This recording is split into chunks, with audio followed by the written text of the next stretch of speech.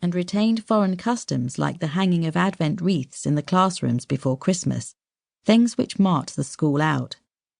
They also hosted a stream of visitors from abroad who came to observe Waldorf teaching in action and to offer help. The Vorstand, the executive committee which had run the society since Steiner's death, even made a special visit from Dornach to see the school in the early days. Daphne missed the occasion. She was giving birth to her oldest son. Nor was a depression the ideal time to interest parents in alternative theories of education. Streatham was a deprived part of the city.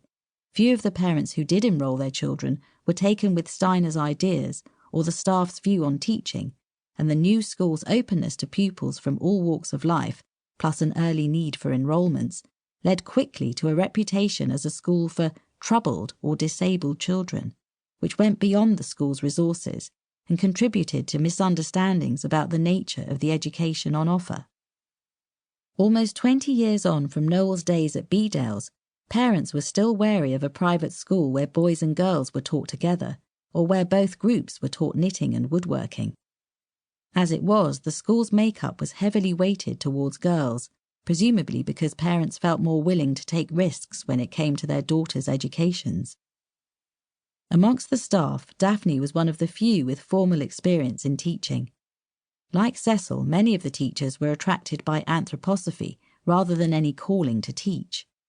William Golding, a young graduate from Oxford with aspirations to write but no teaching qualifications, Daphne wrote to Bunny asking for literary advice on his behalf, was apparently given a job on the basis of a recommendation from an anthroposophist friend of his and his supposed prowess at the piano.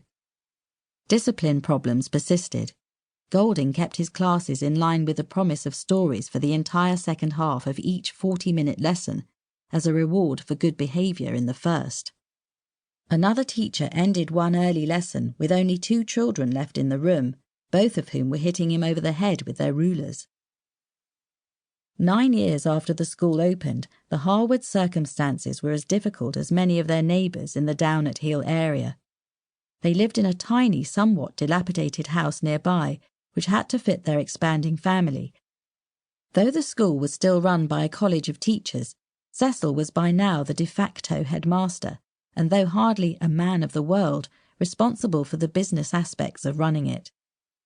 Daphne handled various secretarial duties on top of teaching music and some of the younger children. Keen to spread the word, Cecil and many of his colleagues travelled widely lecturing.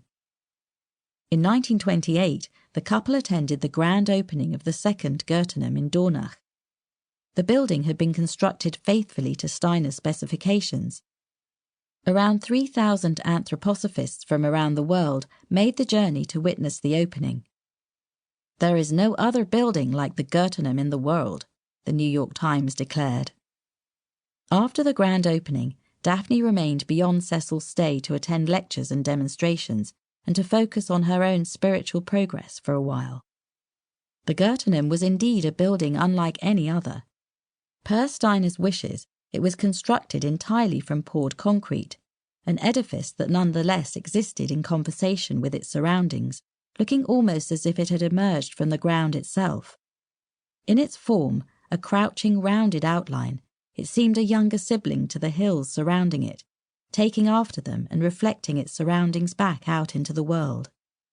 Steiner was influenced by Goethe's view of nature as rhythm, and elements of the building were based around Goethe's observation of the role of expansion and contraction in the natural world.